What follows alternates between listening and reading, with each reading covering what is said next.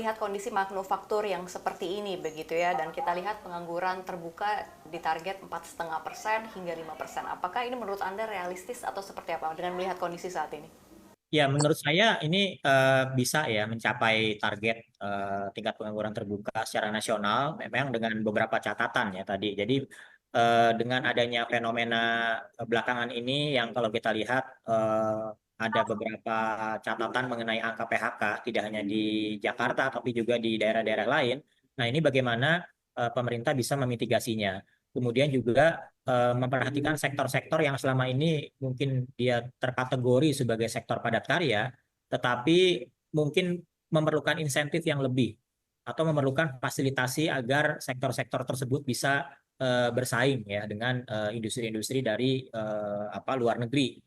Di mana kita ketahui saat ini kan sudah terjadi yang namanya perdagangan bebas seperti itu. Nah, ini kan konsekuensinya adalah industri dari Indonesia ini secara head to head harus bersaing di pasar lokal dan di pasar ekspor.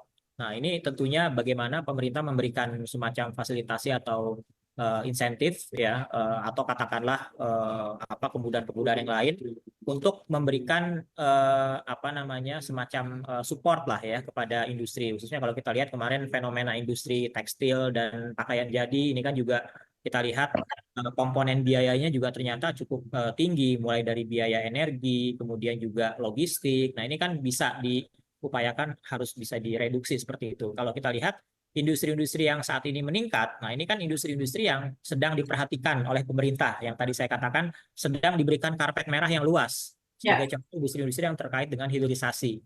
Nah, tentu saja kita berharap industri-industri yang lain juga diberikan karpet merah, seperti contoh industri tekstil dan pakaian jadi, alas kaki, ataupun industri-industri padat karya lainnya. Jadi semuanya bisa diberikan karpet merah agar apa? Agar kembali menggairahkan agar investor ini kembali tertarik untuk masuk ke industri-industri tersebut seperti itu. Jadi tidak hanya beberapa industri saja yang diperhatikan oleh pemerintah yang diberikan fasilitas sangat banyak, tapi juga industri-industri yang memang berpotensi ya untuk ditingkatkan kinerjanya di masa yang akan datang seperti itu.